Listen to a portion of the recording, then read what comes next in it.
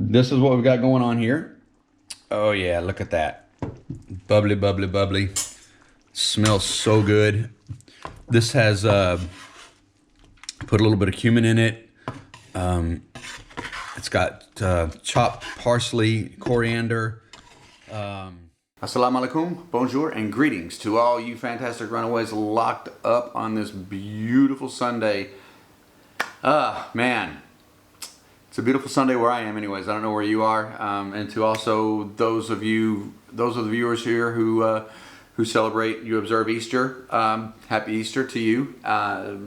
For the rest of you, hey, happy Sunday. Okay, so this is probably going to be a little bit short and sweet. It may drag out, it may not. I'm not really sure what's going to happen right now. I'm kind of doing something a little out of my element. One, I'm sitting still in front of a camera, which is making me very twitchy on the inside, and it may show.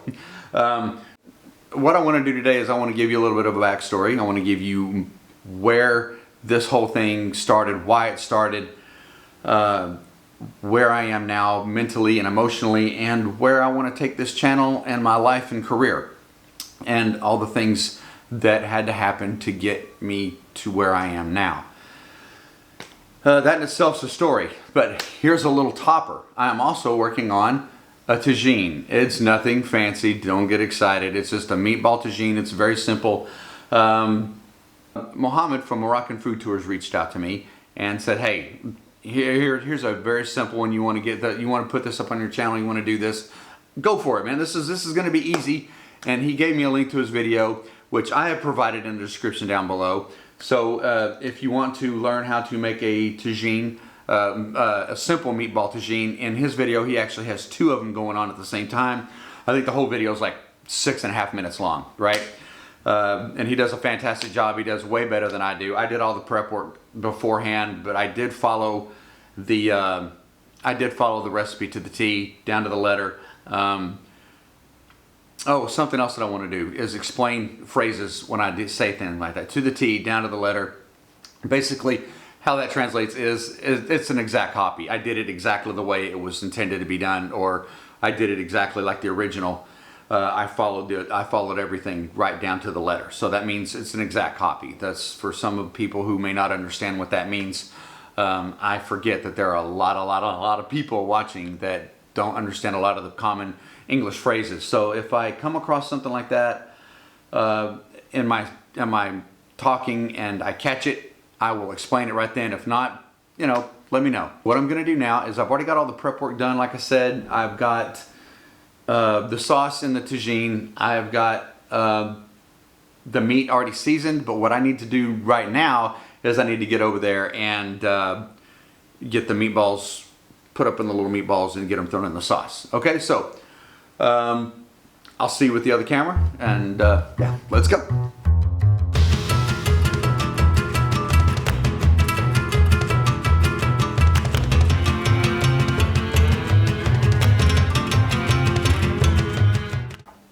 Okay, so we've got the timer set, and let me pick up where we left off. So let's go back to before I left.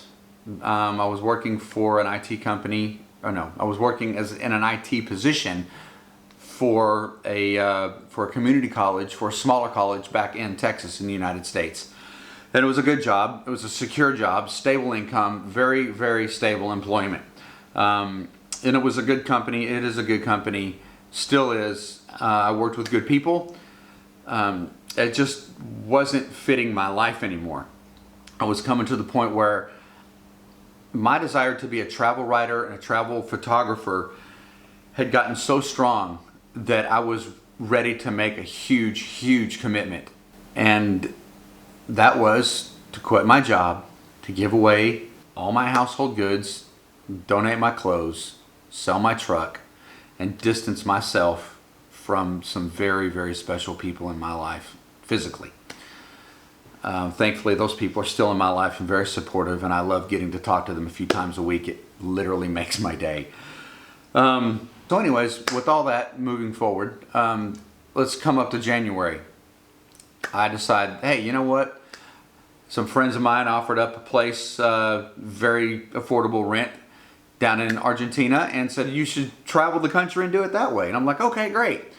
Little did I know, I mean, ignorance is a it can be a real bitch. And you end up cheating yourself out of a lot of experiences when you don't know what you're doing. And I'll be honest with you, I cheated myself out of a really great experience with Argentina, and I do plan to go back. And I was there for a month, you know, learning how to be a travel vlogger, learning how to be a travel writer, trying to document the experiences, but I really wasn't understanding how to get out and find those experiences, except for there was one time, and actually it's a YouTube video, and I was actually pretty proud of it, and I'm so glad that the person in that video is still a good friend of mine. She's wonderful, and that was a taste. That was a very small taste of what I was looking for in my travels. When I say a very small taste, it was what I wanted. That's the kind of thing that I was looking for. But it was one time. It was just one time. So it was just a sample. And I was like, that's what I want. But I didn't know how else to get it. I was like, this fell into my lap. And I really didn't know how to reach out to people and really sit down and talk to people and open my mind. Because I thought, oh, I'm so open-minded. Look at me. I want to go all those other places. I had no idea about how to actually sit down and get to know people for 2 or 3 weeks or a week or whatever, and then go and do things with these people. That's what I'm learning now. So being very impatient, I jumped on a plane, said, you know what, I've been wanting to go to Morocco for forever. So let's go to Morocco. It's going to be there. There's where I'm going to figure it out. Landed in Casablanca. And for an entire month, I was going all over Morocco. I went, you know, out to the Sahara Desert in Mazouga, all the way, you know, here in Rabat. I went all the way to Tangier, Chefchaouen, stayed, you know, went to Marrakesh. But they always end up being the same experience, and there were very, very superficial, very topical experiences that were very touristy. And I found myself feeling very cheated. And just as I was getting ready to leave and go home, take care of some business, and try to regroup and figure out what it is that I'm doing wrong, this all hit, and the world just came to a halt. The Moroccan government made fantastic efforts and made very wise decisions in what they've done, and they're like, we're not messing around. You people aren't going anywhere.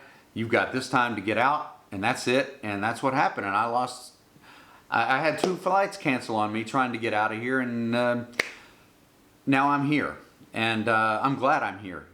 And for a number of reasons. One, you already know that I love the people. I love the food. It's been great. The weather's wonderful. But the longer I'm here, and the more I get to know people, and more how they want to help me learn more about their culture, the more enriching this becomes. And now I am starting to see it. The light bulb's starting to flicker, and I'm starting to understand exactly what it takes to travel and get the experiences that I literally sacrificed everything to get done. Okay, so time to go check on the stuff. This is what we've got going on here. Oh yeah, look at that. Bubbly, bubbly, bubbly. Smells so good. This has put a little bit of cumin in it. It's got chopped parsley, coriander. Oh gosh, it's got garlic in the meatballs. About 3 cloves of garlic I put in there. Some salt, pepper, some sweet smoked paprika, both in the meat and in the sauce. So while you didn't get to see me do all the prep work, this is followed to the letter as suggested by Mr. Muhammad over at Moroccan Food Tours. Okay, man, it's going to be so delicious. I cannot wait. Thank you again, Muhammad. Moroccan Food Tours, description below. Okay, finally starting to see it. And I am in a very good place emotionally, mentally. There are some days where I just get into a social funk. There are days when I have no clue what I'm going to say to you wonderful people on camera, what I'm going to talk about. You know, I don't have small children running around the house just doing funny stuff all the time. I don't have friends here that we can talk and We can share our thoughts and views on camera, and those are really fantastic. And I'm really happy for the people who have that, but it's me. It's just me. And not that I'm crying or complaining. I'm just kind of letting you know that, yeah, it's not always easy to come up with something to say when you're not out there doing all that fun stuff. But nevertheless, I am in a good place, and I'm glad for where I am, and I am happy for the people that I've met here. The connections that I'm making here, the people that I talk to for prolonged periods of time that live here, I cannot wait to meet these people. And I hope also that when this is all done and we breathe life back into this country and into the world, that I'm out there and I'm doing these things, that I've run into some of you people out there. That is going to be so amazing. That's something that I can't wait to do. I will need to go home. My visa is probably going to be expired by the time this whole thing's lifts, and I'm going to legally have to leave and come back. But I am going to come back, and these things will happen. But moving forward now, I am,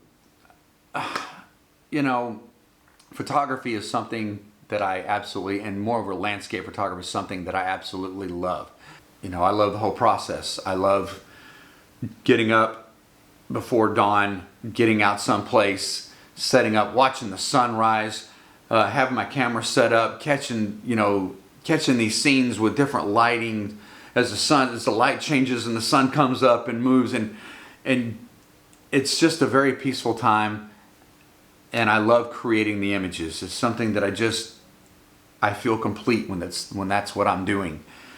And I also love to write. I love telling a story in written form. I do it a lot better there than I do ever in words. As you can clearly see, I'm not that great at the verbal communication sometimes. So this is what I want to do with my channel. I want to be that travel/photography channel. There are photographers or landscape photographers that do travel. They showcase more. They're all about the photography and not so much the experience and the culture. But that's their genre. That's their niche. That's what they do, and they do it very well. And I can count, at least 3 or 4 YouTube channels that have strongly influenced me over the years with landscape photography and getting out into the world. And then there are the travel channels that have equally influenced me and inspired me to take these chances and to get out and live the life that I want to live. And I don't know how to do a channel and live my life without combining these. And so that's what I want to do. So that's what you can really expect once I get out of here, with a whole new sense of how to do this. This is where I want to go with my channel. This is going to be a slow process, I'm sure. But I really hope that you all stay with me. I love this community. The growth has been absolutely phenomenal. It's a very positive element in my life. And I love doing this channel. I love being able to sit down in front of the camera. Well, not sit down in front of the camera, but be in front of the camera. Sitting here in front of this camera is making me like, wow. So yeah, that's pretty much it in a nutshell. I quit my job, sold all my stuff or gave it away, said goodbye to my friends and family, said goodbye to all my life, and I'm out here learning the process of how to travel and do it right. Really dig deep into the cultures and make those connections all around the world. So let's see, where are we on our timer? Oh, we've got about 40 seconds. So yeah, that's where we are. And I don't know what else to say except for I love each and every one of you. Even those haters out there that like to sprinkle that negativity on there and try to jab at me in the comment section, I love you too. And just try to understand, everyone, that I do stay home. I am probably not out. I probably go out like every 4 days. And that's a short walk down to the market, grab what I need, and I come right back home, and I am shut up in this house without any sunlight on my face for the better part of a week. So please always understand that. I do try to abide by the laws the best I can, and I think I'm doing a very good job at that. That's all I'm ever going to say about that again. So again, much love to everyone, and have a wonderful day, and I will see you on the next one.